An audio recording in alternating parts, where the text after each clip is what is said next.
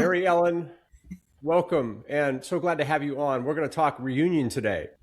I'm excited about our 40th reunion, Pilaf, although I can't believe it is our 40th reunion. It's sad. It's sad to say. Do you feel like a sung hero or an unsung hero? I think you're very well known for the great work that you do, but I want to just call out the great work that you do.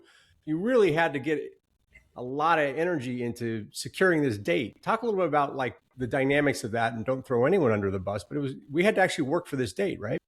We had to work a little for this date. It's a little bit of every reunion is a little bit of you're jockeying with the other classes for a date. And so in the fall, 5, 10, 15, 20, 25, 30, 35, and 40 and 45th reunions are held. And Right. 5, 10, 15, 20 are on homecoming weekend. Nobody else can have their reunion that weekend. So then that leaves the rest of the football schedule open to whatever number of classes that is remaining. Right. And so the only game we knew of for sure locked in is Army Air Force. And because we did that game in Dallas 5 years ago, I thought, oh, this could be fun again. And it's always a big game at West Point, always sold out. So that's fun. Weather past few years, I've gone to this game. It's been beautiful at West Point that weekend. So We like the sound of that. Fingers crossed. We've had monsoons, we've had snowmageddon, we've had the heat wave. And so the only class that outranks us is the 45th reunion class, which is the class of 81. Right. So I found out who's running that. A super nice guy named Dana Petard, retired 2-star. And I contacted him and just asked him, hey, are you guys interested in Air Force? Because we want it. And so therefore move out of the way. No, I didn't say that. But he's like, no, we're looking earlier in the season. So I'm like, oh, good. Okay. Could you so just it all worked out? Yeah, it all worked out great. Great. But that's why a lot of people are very interested in the dates of the reunion, a lot of excitement around it. But then there was a bit of a period where we were waiting. And the reason for that was we had to arrange that with, in this case, class of 81. And it all worked out because they were looking earlier in the season. That's great news. Yeah, it's good. And we're not waiting now for the entire football season to be released, which won't be till possibly February. So we kind of got a jump start on things. That's great. Now, people are excited about hotels, making arrangements. Talk a little bit about that. There's what we know and what we don't know so far on the hotel situation. Yep. So our reunion is Thursday, November 5th through Sunday, November 8th, 2026 at West Point. Our hotel will be, it's looking like the Westchester Marriott, which is in Tarrytown, New York, just across the Tappan Zee Bridge, which I believe now is the Cuomo Bridge. So we will be riding buses here and there. We had our 10th and I think our 20th reunion at this hotel. So it's a big property, and we will have a hotel room block. We're working on that contract right now. So don't rush to book your room. Wait for our special rate. We'll have over 200 rooms at this hotel in our block. Great. And so when we get that contract done, every text and email address we have, we'll blast it out to make sure everyone gets a chance to see that it's time to go get involved in that block. Yeah, I'm getting a lot of texts and emails like where are we going to be, what hotel? And so I would just say to everybody, just hang on. We're going to have a lot of rooms at this hotel, and if for some reason we sell out, there is a Sheraton literally right next door, walkable, easy walk, and we'll have an overflow block right there. So either way, we're in good shape. You put in the email some ideas for the events. Certainly, the Army Air Force game is a center point on that. Let's talk a little bit about the flow of the weekend and what that'll look like. Yep. So we're following kind of our usual reunion template with early bird arrivals Wednesday evening, and that would be for people who want to golf on Thursday, and we'll have some sort of tour or luncheon in the local area for non-golfers. But our really big class first event is a Thursday night welcome reception. We're not Hmm. sure where that's going to be held yet. And then Friday, kind of the main day of the reunion, we'll start with the memorial service at West Point, likely in the Cadet Chapel. Luncheon at Ike Hall, followed by the superintendent and leader team update on West Point, which is always fun. Um, then touring around Post, and followed with a dinner party Friday night. Hmm. And then Saturday, of course, is Cadet Review, which we will be on the in the reviewing party on the plane, our Okay. reunion class. Um, Lunch in the mess hall, football game, and then possibly post game tailgate, or we may just leave that time open on Saturday evening for company parties, team get-togethers, what have you. Excellent. So the Wednesday is an opportunity to do some extra things. I think that's kind of a space where company organizers, so if you get in a group together, there's an opportunity there maybe to get some of your company mates together early. I think the Wednesday thing always is like, oh, was that just for golfers? No, it's for everybody. And we can use that space to get everyone there, and you get together with your company mates and do other things than golf, right? Yeah, and what the AOG has told me is they're seeing increasingly that classes want to start the reunion even earlier. So where it normally kicks off on Thursday, now AOG is seeing classes do smaller events on Wednesday night with folks that come into town. So we'll do something um, Wednesday evening at the hotel, even if it's a informal no host dinner or no host cocktails in the bar. Yeah. So I Yeah, think it's a good rule of thumb. Just plan on being there Wednesday if you can, because we're going to have a lot of stuff going on. That's going to be where you're going to be able to pick up some extra social time, because one of your, in a lifetime of amazing ME accomplishments, the Dallas reunion, absolutely amazing. And everybody raves about the fact we had so much time that we could connect with each other.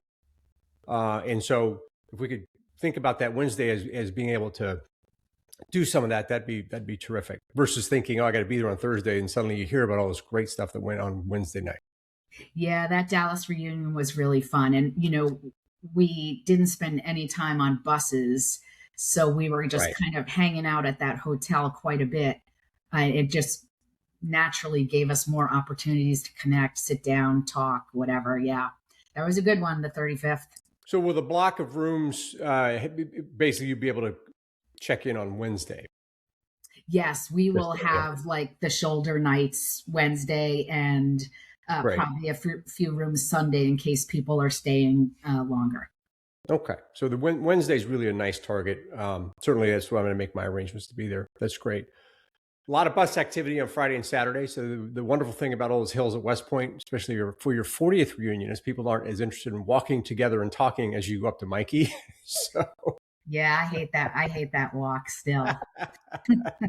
uh, so what other things should people be thinking about in terms of planning? So we're now early part of the year. We've got quite a few months coming up.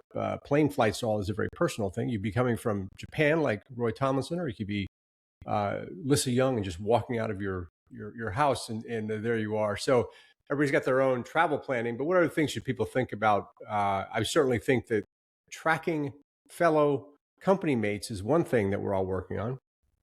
Yeah, it would be great for, great to see companies, teams get together. A couple other fun things we're thinking of for this reunion is a Peach Bowl '86 team recognition on field at the game. Yeah, yeah. We have our classmates Rick French and Kristen French Hmm. handling our class memorabilia again. And so they did it at our last reunion. And so they're pros at working with the AOG and selecting great stuff with the '86 logo on it, our class crest. So that's in the works. And probably around April, we'll have an ordering site ready to go for that. Um, we have Danny Stredler on tap to handle our golf tournament on Thursday. Hmm. And so he'll be kind of putting together the foursomes based on information that golfers put on the registration form when the time comes. Right. Um, we have Mark Levisque working on our class memorial service, and Mark has done this before too. So He's a pro at it. And then our fundraising chairs, Terry Finley and Kevin McKelvey, doing a great job at wrapping up our class fundraising campaign. And we're giving a gift to the Mikey Stadium Preservation Project and also the CEAC, the new engineering building. I do not remember what those letters stand for. CEAC, CEAC. Right. Anyway, Something super modern and involving technology. yeah. Maybe cyber Cyber, engineering, like cyber cyber's in there somewhere. civil. My husband is cueing me. Civil engineering. Okay. Anyway, whatever it is, it's across from Mahan Hall. We're just giving them money. Actually, we're going to give them money and say, name the thing more clearly because we don't know what it stands for. I mean, I was HPA, so I was trying to stay out of those engineering buildings. But this one, if you've been to West Point recently, it's a masterpiece and it's just a beautiful building. So Absolutely. and So we'll how will people kind of sign up for the reunion so we can track who's coming? Because one of yeah. my projects is to signal to people to say, well, look, if you were in A3, here's everyone from A3 who's coming. You want to come see them because I think that's the real draw as you see your friends. So how will we know the signups are occurring? Yeah, so we'll blast out an email and we'll throw it on Facebook and all our platforms, all our Como platforms when our registration opens sometime this spring. And folks can sign up. This will be an AOG event website and they list all the attendees. So as you sign up, the attendees will be listed. And I think you can sort them by alpha order or by company so you can see who's coming. Great. Our timing is very good because we have 200 classmates who've given their profiles of where they are at in life today. We're going to start sending around to the remainder of the classmates to say, here's your chance to add yours. So I think there'll probably be another 200 be interested in sharing their information. So we'll have a good base of 400 who have shared information about where they are now, which certainly indicates interest in seeing each other. And we'll use that as a way to continue to drive awareness to the reunion, which we hope will be a lot of fun. Yeah, that's great. And we do expect from historical data to have at least 430 classmates there. So that's nearly half of us. Yep. I think we beat the data point at our last reunion, so I'm sure we'll beat it this time. And with spouses, partners, kids, grandkids, whatever, all those guests, I'm sure we'll be somewhere around 800 or 900 people total. So it's a huge reunion. They keep getting bigger as we get older. So this should be a really great gathering of 86 at West Point. So here's a question that we may not have the answer to, but I'll just throw it out there. When you're at our 20 reunion, you bring, maybe a kid, your kids and your spouse certainly, and then your 30th, et cetera. Who comes to the 40th in terms of family members? Do you have an idea of who people bring? Well, I think a lot of people at this point bring their adult children. Yeah, right. And it sort of becomes a family affair. And then, I know by the 50th, a lot of grads need just a little more assistance getting around. And so that's when the adult kids really come in handy. Yeah, right. Yeah. So, it's really a personal thing who you want to bring, but everybody's welcome. Yeah. Great. This is the last reunion under our own power. That's what you're saying. Well, we still have the 45th, but the 50th, right, 50th reunion, we moved to the spring, graduation week. So that's when you're really on the sunset side of things at West Point. But as a hale and healthy class, we'll outstrip the norm. So yeah. Is there anything else we should share with the class? So who would be the knowledgeable folks? So you mentioned the folks who are doing different events, Danny Stredler, Mark Levskew, et cetera. So who else would be in the know and is helping you out on this? Yeah. So also, of course, our class president, Roger Karstens, who I believe might be in Venezuela right now, and our VP, Rich Gabaldon, are certainly working on it. And, together we are working with the West Point AOG, who has a robust reunion service. So we kind of act as a decision-making body and tell them what we'd like to do. And then they are setting it all up. So we have a great system going with AOG. Great. Okay.